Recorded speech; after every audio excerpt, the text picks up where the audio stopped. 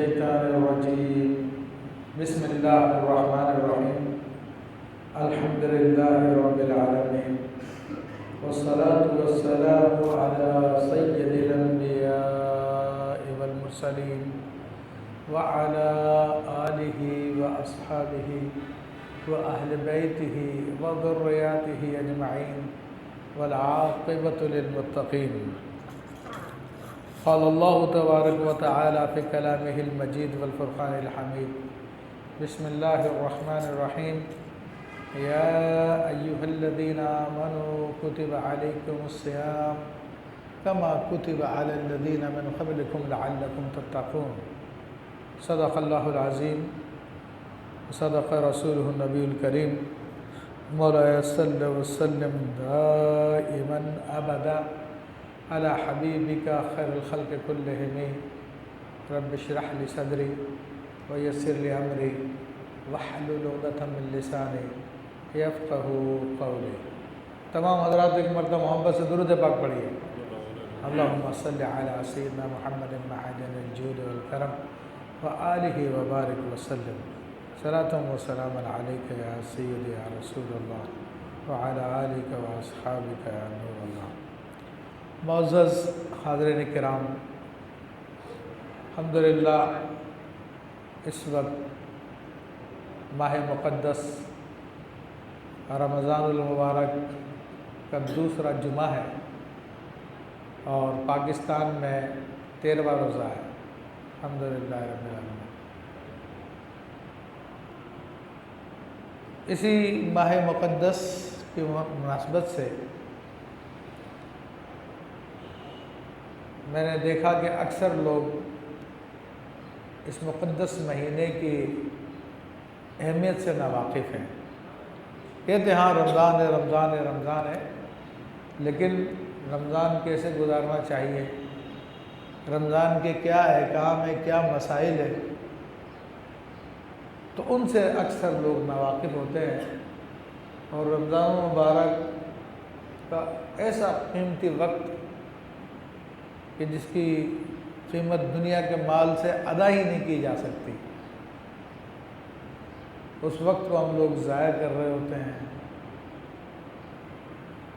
تو اس حوالے سے میں نے ارادہ کیا کہ قرآن مجید فرقان حمید کی ان آیتوں کا ترجمہ و تشریح آپ کے سامنے پیش کی جائے کہ جن میں اللہ تبارک و تعالیٰ نے اس مہینے کے بارے میں براہ راست بیان فرمایا. اور میں آپ کو حوالہ دیتا ہوں تو انشاءاللہ تبارک و تعالیٰ آپ خود بھی جا کر اپنے گھروں پر ان آیتوں کو دیکھ سکتے ہیں، ان کی شرح کو دیکھ سکتے ہیں، اس کے معنی کو دیکھ سکتے ہیں، کیونکہ اس کے معنی کو دیکھنے سے بہت سارے مسائل سمجھ میں آ جائیں گے. دیکھیں سورۃ البقرہ کی آیت نمبر 183 ہے، 183، اور یہاں سے دوسرے پارے کے 7ویں رکوع کی ابتدا ہوتی ہے. فرمایا کہ یا ایھا الذین آمنوا، اے ایمان والو، کتب علیکم الصیام، تم پر رمضان کے روزے فرض کر دیے گئے ہیں. یہ بات وضاحت کر دی کہ بھئی یہ فرض ہے رمضان کے روزے، یعنی مرضی نہیں ہے کہ مرضی ہے تو رکھ لیا، مرضی ہے تو نہیں رکھا، کہ فرض کا حکم لازمی ہوتا ہے اور نہ کرنے پہ اللہ تعالیٰ کی طرف سے شدید عذاب کی وعید ہوتی ہے، پکڑ ہوتی ہے، جہنم کا عذاب ہوتا ہے. اور روزے کے بارے میں آتا ہے کہ جس نے ایک روزہ چھوڑ دیا تو 70 کروڑ سال اس کو جہنم کی آگ میں جلایا جائے گا. اس طرح کی روایتیں آتی ہیں. تو یہ بہت ہی اہم چیز کی طرف اشارہ کر دیا، اور اس کے کرنے کی وجہ سے اللہ تبارک و تعالیٰ بڑا انعام، بڑا اکرام عطا فرماتا ہے. یوں سمجھ لیجیے کہ فرض کی اہمیت کا اندازہ یوں کر لیجیے کہ سارے زمانے کی نفلی عبادتیں ایک طرف اور فرض کا ابتدائی حصہ ایک طرف، بزرگ فرماتے ہیں کہ کوئی ساری زندگی نفلی نماز پڑھتا رہے، ٹھیک ہے ثواب کا کام ہے، لیکن جو فرض کی طرف تکبیر تحریمہ کہتا ہے یعنی اللہ اکبر، تو ساری زندگی کی نفلی نماز ہے اس اللہ اکبر کے برابر بھی نہیں ہو سکتی، اتنا ثواب ہے۔ تو ان کی طرف زیادہ توجہ کرنی چاہیے۔ فرمایا کہ تم پہ فرض کیا گیا جیسے کہ تم سے پچھلے لوگوں پہ کیے گئے تھے، کما کتب علی الذین من قبلکم، جیسے کہ تم سے پچھلے لوگوں پہ فرض کیے گئے تھے۔ تو پتہ چلا کہ پچھلی امتوں میں بھی روزے فرض کیے گئے تھے، یعنی وہ جو امتیں جن میں انبیاء آئے تھے تو ان میں روزوں کی صورت ہوتی ہے۔ یہودیوں کے اندر روزہ پایا جاتا ہے، عیسائیوں میں روزہ پایا جاتا ہے، لیکن اپنے اپنے اسٹائل کا، لیکن بلا روزے کا نام ہے۔ ہندوؤں میں پایا جاتا ہے، وہ لوگ غالباً برت بولتے ہیں، برت، باراتا، برت رکھنا، تو ان کے یہاں پہ بھی روزے کی، یعنی اس بات کی دلیل ہے کہ کسی زمانے میں کوئی نبی ان کے پاس بھی آئے ہوں گے جن کی تعلیمات کو ان لوگوں نے خراب کر دیا، بگاڑ دیا۔ تو میرا روزہ تمام امتوں کے اندر فرض کیا گیا تھا۔ اللہ فرما رہا ہے جیسے تم سے پچھلی امتوں پہ فرض کیا گیا تھا، لعلکم تتقون۔ اب روزے کا فائدہ بیان کر دیا تاکہ تم بچے رہو۔ ایک تو یہ لفظی معنی کیا، اور ایک مشہور معنی لعلکم تتقون، تاکہ تم متقی بن جاؤ۔ اب دیکھیں لغوی معنی کے اندر جو اس کا لغت کے اعتبار سے معنی تم بچے رہو، وہ دونوں سائڈوں کو کنٹرول کرتا ہے، اپنے شامل کرتا ہے۔ یعنی تقوی کا کیا مطلب ہوتا ہے؟ اللہ سے ڈرنا، اور اللہ سے کیوں ڈرتے ہیں؟ تاکہ جہنم سے بچ جائیں، گناہوں سے بچ جائیں، برائیوں سے بچ جائیں۔ تو جب ہم اس کا ترجمہ کریں گے لعلکم تتقون، روزے کا فائدہ یہ تاکہ تم بچے رہو، تو یہ بات آ گئی کہ جہنم سے بچے رہو، گناہوں سے بچے رہو، اللہ کے عذاب سے بچے رہو، اللہ کی ناراضگی سے بچے رہو۔ اور ایک دوسری جہت جو میڈیکل سائنس کے اعتبار سے ہے،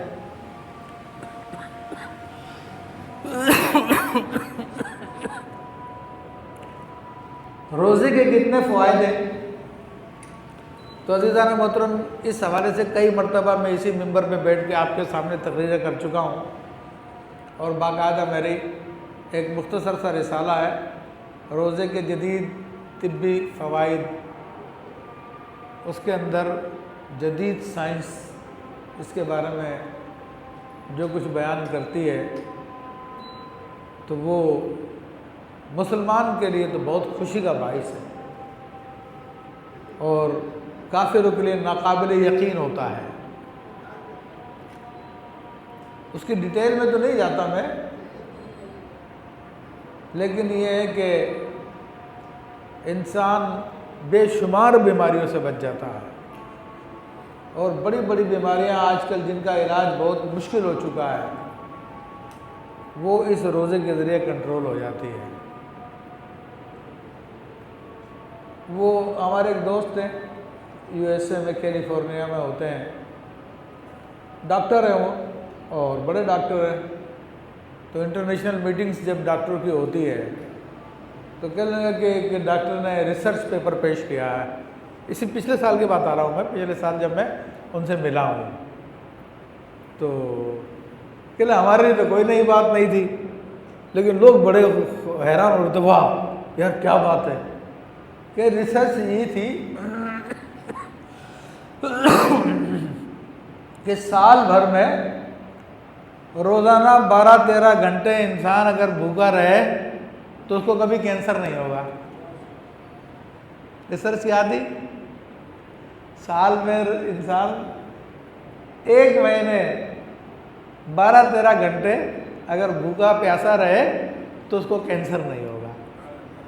تو اس پر جو ہے وہ لوگ بہت حیران ہو رہے تھے، اور ہم کہہ رہے تھے کہ اللہ کا شکر ہے کہ اللہ نے ہم کو روزہ عطا فرمایا، ہمیں تو یہ چیز مذہبی طور پہ دے دی گئی ہے۔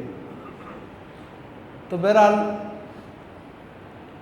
ڈاکٹر ہلک نور باقی ہیں ترکی کے، وہ کہتے ہیں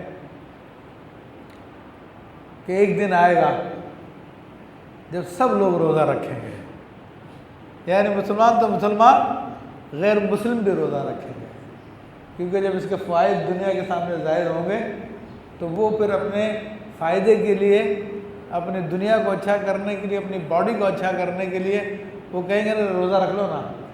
جس طرح کہ آج یورپین کنٹریز میں جو انصاف کا قانون نافذ ہے، یا چھوٹے بچوں کی کیئر کے لیے قانون نافذ ہے، یا ان کے عوام کی کیئر کے لیے جو قانون نافذ ہے یورپ میں، انگلینڈ میں، اس کو کہتے ہیں عمرز لا۔ عمرز لا یعنی حضرت عمر کا قانون، حالانکہ وہ مسلمان نہیں ہے، لیکن ان کو پتہ ہے کہ اس قانون کو ماننے میں انسانیت کی بڑی بھلائی ہے۔ اور ہمارے نکمے لوگوں کو جو سامنے ہیں یا اسکرین کے پیچھے بیٹھے ہوئے ہیں، جسے اسٹیبلشمنٹ کہتے ہیں، مسلمان ہونے کے باوجود آج تک اس بات کا یقین ہی نہیں آیا کہ اسلام کے نظام میں ہی جو ہے بھلائی ہے۔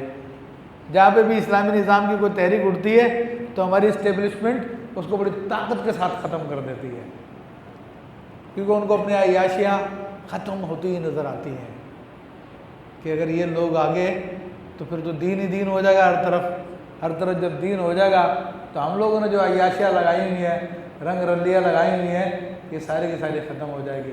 بہرحال کہنے کا مقصد یہ ہے کہ وہ انگریز یا یورپین لوگ وہ مسلمان نہیں ہے جو انہوں نے عمر ضلع کو لگایا ہوا ہے، لیکن اس میں فائدے اس لیے لگایا ہوا ہے۔ تو اس لیے ایک دن آئے گا کہ سب لوگ روزہ رکھیں گے جب اس میں فائدے نظر آئیں گے۔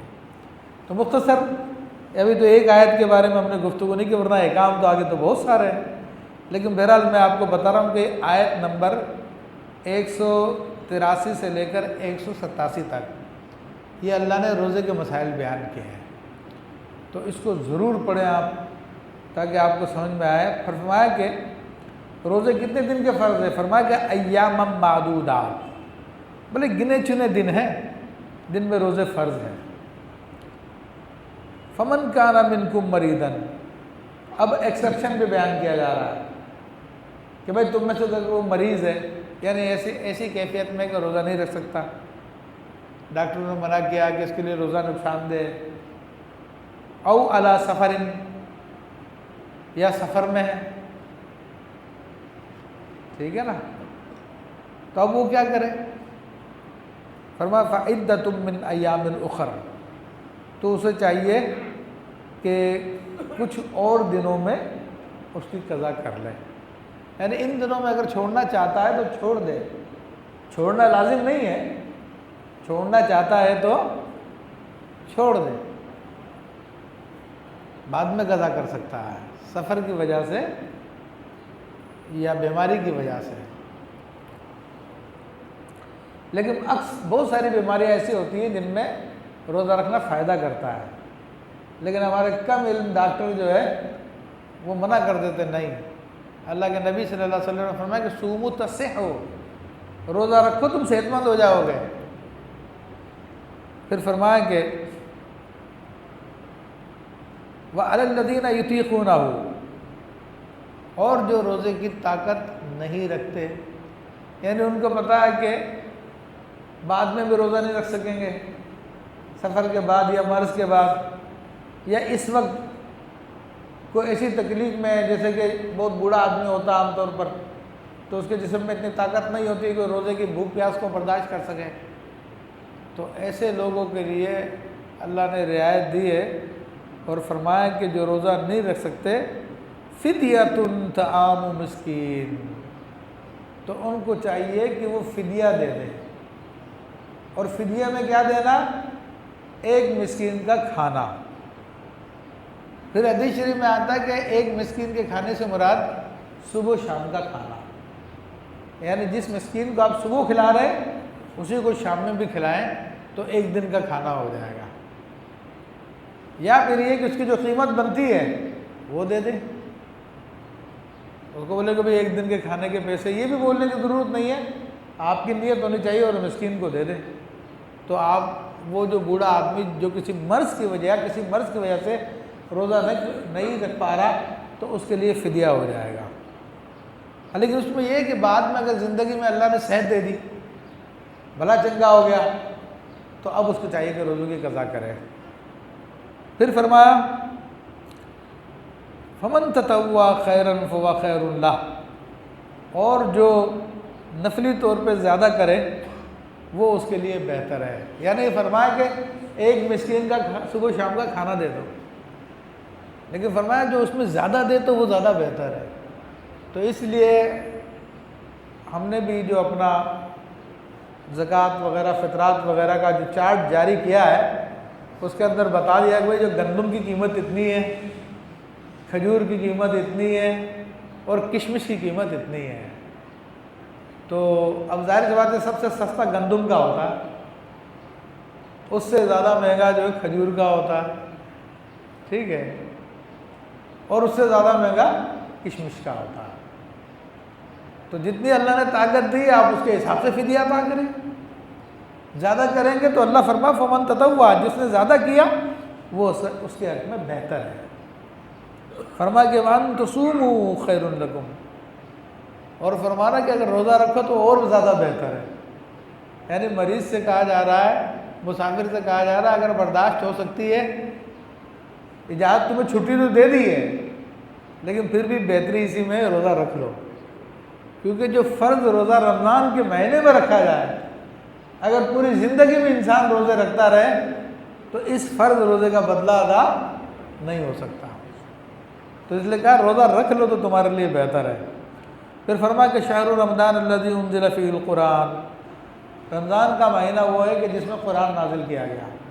اب رمضان کی اہمیت کو بیان کیا جا رہا ہے کہ دیکھو قرآن اللہ کا کلام ہے اور قرآن مجید کی کیا فضائل و برکات ہے، ایک مسلمان اس سے ناواقف نہیں ہے، اس کی اہمیت کا اس کو اندازہ ہے کہ یہ اللہ تعالیٰ کا کلام ہے۔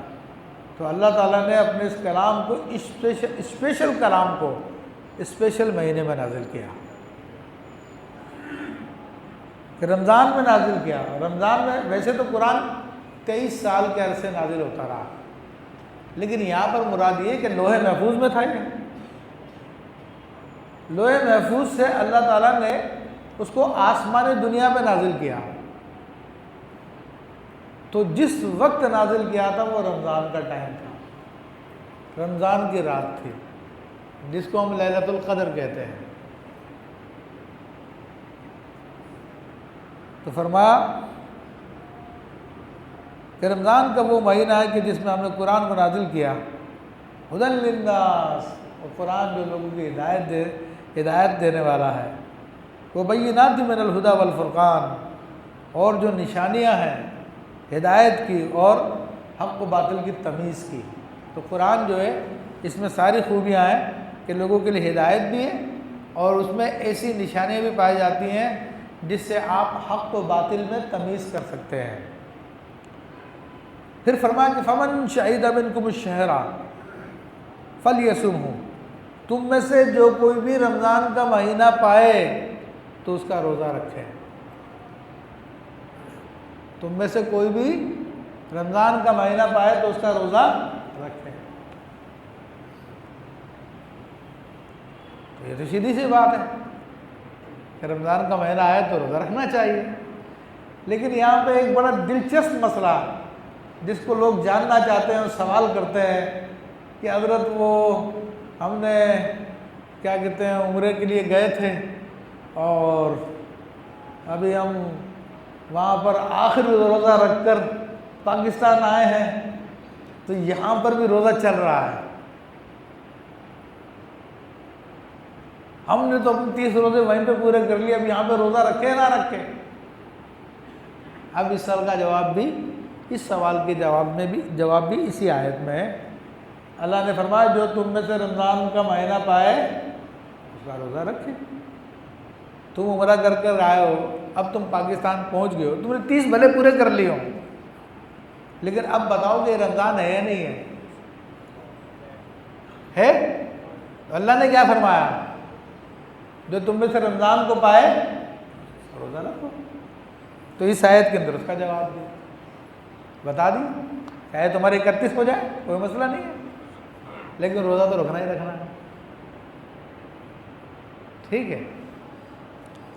ومن کان مریضا او علی سفر فعدۃ من ایام اخر، اور تم میں سے جو کوئی مریض ہے یا سفر میں ہو تو اور دنوں میں روزہ رکھے، تو اس کو اللہ تعالیٰ نے دوبارہ دہرایا کیونکہ اس کی مناسبت سے دوبارہ دہرا دیا۔ پھر فرمایا کہ یرید اللہ بکم الیسر، اللہ تمہارے ساتھ آسانی کا ارادہ کرتا ہے، اللہ تمہارے ساتھ آسانی چاہتا ہے، ولا یرید بکم العسر، تمہارے لیے کوئی تنگی نہیں چاہتا۔ یعنی مریض کا اور مسافر کا دوبارہ بیان کیا تو اللہ نے فرمایا کہ دین کو سختی کرنے کا نام نہیں ہے، دین میں آسانی ہے، اس لیے وہ رعایت دینے کے بعد بتایا کہ اللہ تمہارے ساتھ بھلائی کا ارادہ رکھتا ہے، آسانی چاہتا تمہارے ساتھ۔ وَلِتُكْمِلُوا الْعِدَّةَ، اور تم مدت کو پورا کر لو، وَلِتُكْمِلُوا الْعِدَّةَ، اور تم مدت کو پورا کر لو۔ کون سی مدت کو؟ وہ جو پیچھے بیان ہوا کہ رمضان روزے جو ہے گنے چنے دنوں کے لیے ہیں، اور وہ کیا ہے 1 مہینہ ہے۔ اب اسلامی اعتبار سے مہینہ 29 کا بھی ہوتا ہے، بعض اوقات 30 کا بھی ہوتا ہے، تو مراد یہ ہے کہ وَلِتُكْمِلُوا الْعِدَّةَ، تم اپنے روزے کی گنتی پوری کر لو۔ یہ عام طور پہ اس ٹائم کے لیے ہوتا ہے کہ بعض اوقات رمضان کا چاند نظر نہیں آتا، بادل چھائے ہوئے ہوتے ہیں، یا چاند تو نظر آ گیا لیکن عید کا چاند نظر نہیں آ رہا، بادل چھائے ہوئے ہیں، تو اب کیا کریں؟ کہا کہ پھر عدت پوری کر لو، 30 دن پورے کر لو تاکہ تمہارا رمضان پورا ہو جائے، اور اس کے بعد جو ہے پھر عید مناؤ۔ تو بعض دنیا کے ممالک ایسے ہوتے ہیں جہاں پہ پورا سال بادل ہی چھائے رہتے ہیں، جیسے انگلینڈ اور اس قسم کی یورپ کے کنٹریز میں۔ ایک تو مسئلہ یہ ہو گیا۔ اب اس میں ایک اور مسئلے کا جواب بھی ہے جس کو لوگ جاننا چاہتے ہیں، پوچھنا چاہتے ہیں۔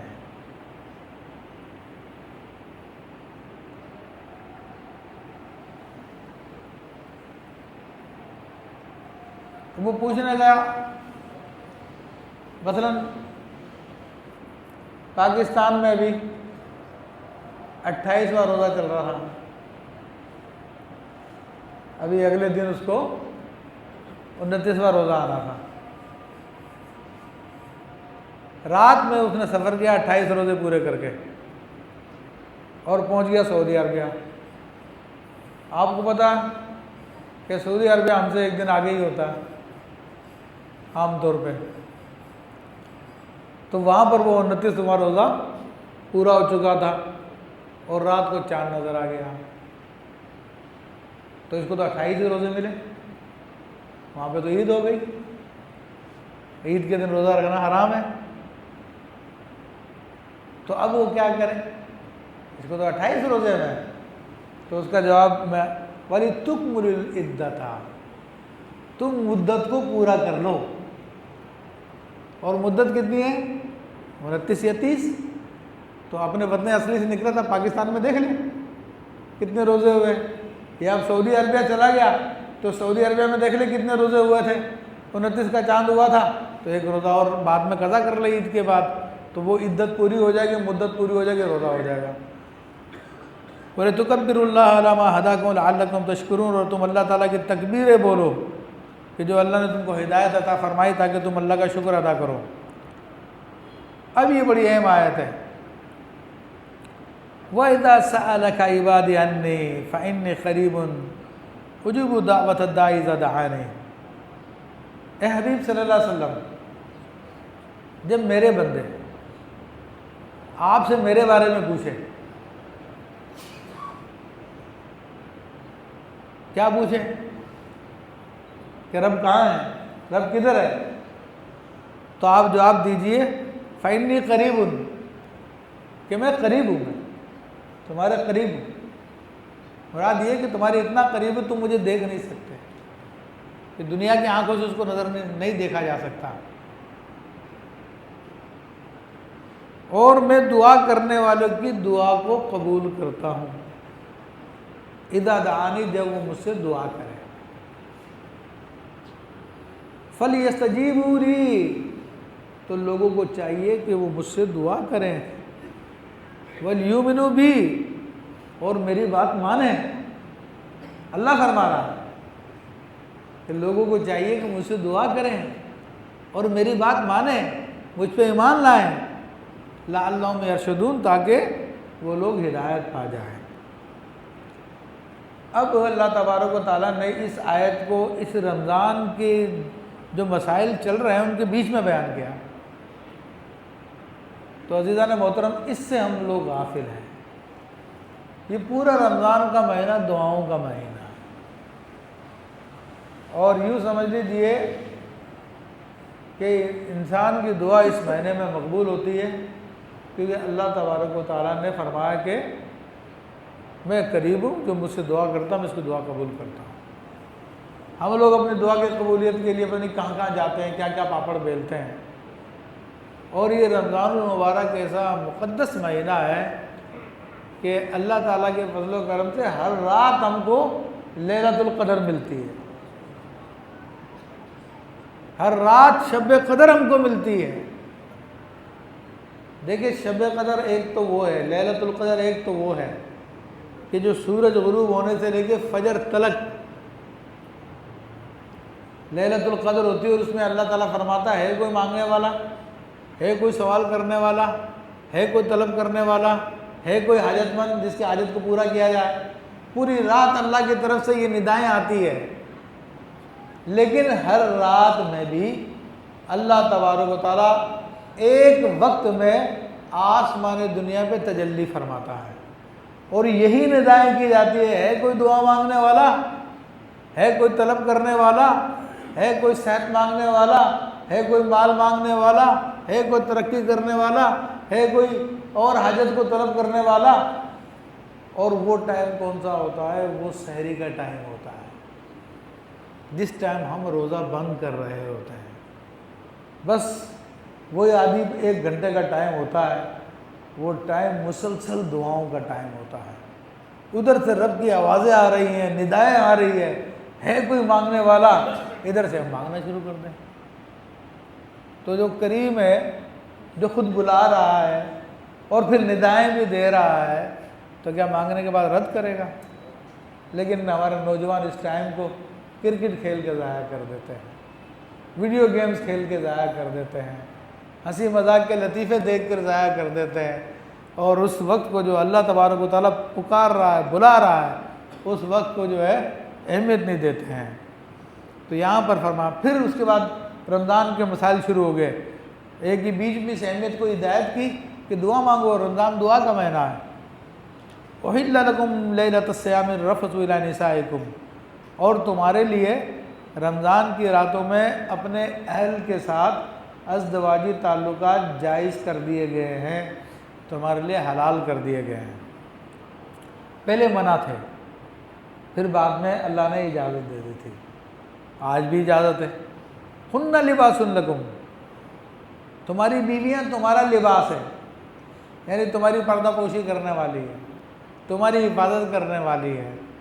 وَأَنْتُمْ لِبَاسٌ لَهُنَّ، اور تم اپنی بیویوں کی کا لباس ہو، یعنی تم ان کی پردہ پوشی کرنے والے ہو، تم ان کی حفاظت کرنے والے ہو، ایک دوسرے کے لیے غیر نہیں ہو۔ فرمایا علم اللہ انکم کنتم تختانون انفسکم، کہ اللہ کو معلوم تھا کہ تم اپنی جانوں میں خیانت کرتے تھے۔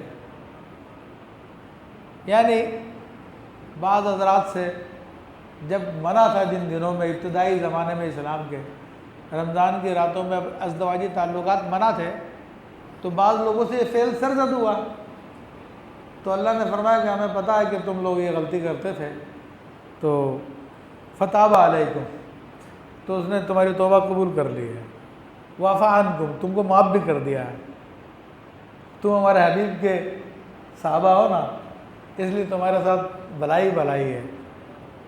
فَالْآنَ بَاشِرُوهُنَّ، ہاں اب تمہیں اجازت دی جا رہی ہے کہ تم اپنے اہل کے ساتھ ازدواجی تعلقات قائم کر سکتے ہو۔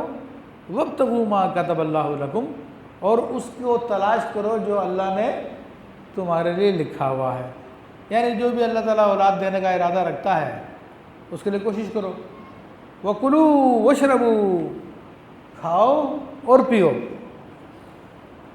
حَتَّى يَتَبَيَّنَ لَكُمُ الْخَيْطُ الْأَبْيَضُ مِنَ الْخَيْطِ الْأَسْوَدِ مِنَ الْفَجْرِ، حتیٰ کہ تمہارے لیے سفید دھاگا فجر کے کالے دھاگے سے جدا ہو جائے۔ اب سفید دھاگا اور کالا دھاگا کیا ہے؟ تو یہ عربی کی اصطلاح ہے، اصل میں اردو میں کہتے ہیں پو پھٹنا۔ جب رات کا اندھیرا جانے لگتا ہے تو صبح کی ابتدا ہوتی ہے، ٹھیک ہے،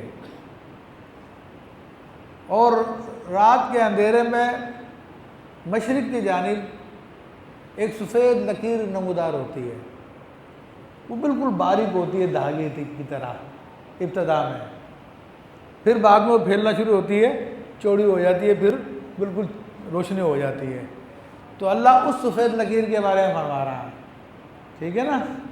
تو رات کی جو کالی سیاہی تھی، ٹھیک ہے، جب اس میں سے سفید دھاگا آ جائے تو اس وقت سے تمہارا روزہ شروع ہو گیا، صبح صادق سے، اور یہ پھر رات تک چلے گا، یعنی مغرب تک۔ اب یہاں پر بعض لوگ غلط مسائل ٹیلی ویژن پہ بتا رہے ہیں، میڈیا پہ بتا رہے ہیں کہ جناب فجر کی اذان ہو تو کھاتے پیتے رہو، جب تک اذان ختم نہیں ہو تو تمہارا روزہ نہیں ٹوٹے گا۔ تو یہ بہت بڑا مسئلہ ہے، بہت غلط مسئلہ بیان کرتے ہیں۔ اللہ تبارک و تعالیٰ ان کو ہدایت دے۔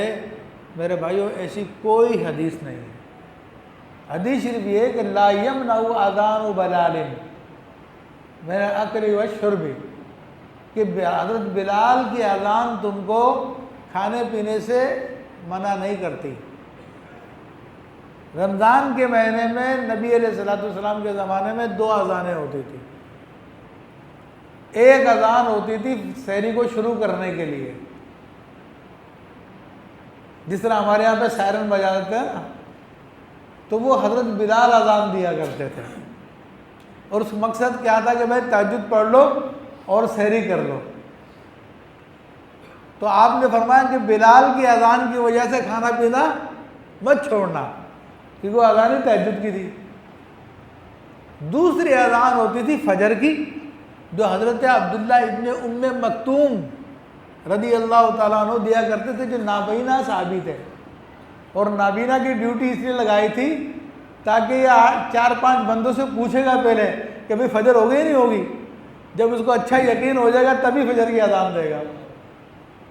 تو اب جاہل لوگوں نے حدیث کو پورا سمجھا نہیں، اپنے آپ کو اہل حدیث کہتے ہیں، وہ کہا کہ جناب فجر کی اذان ہو تو کھاتے پیتے رہو، اس سے روزہ نہیں ٹوٹے گا۔ ارے وہ تو حضرت بلال کی اذان تھی جو فجر میں ہوتی نہیں تھی، وہ تو تہجد میں ہوتی تھی۔ تو غلط مسئلہ بتا کے لوگوں کی پتہ نہیں ہزاروں لوگوں کے روزے انہوں نے تباہ برباد کیے۔ اللہ ان کو ہدایت عطا فرمائے۔ تو فرمایا کہ ثم اتموا الصیام الی اللیل، پھر رات تک اپنے روزے کو پورا کر لو۔ رات تک سے کیا مراد ہے؟ سورج کا ڈوبنا ہی رات کہلاتا ہے، گو کہ ہم اپنے عرف میں اس کو شام کہتے ہیں، لیکن شرعی اعتبار سے رات کی ابتدا کب ہوتی ہے؟ جب سورج غروب ہو جاتا ہے تو اس کو رات کہتے ہیں۔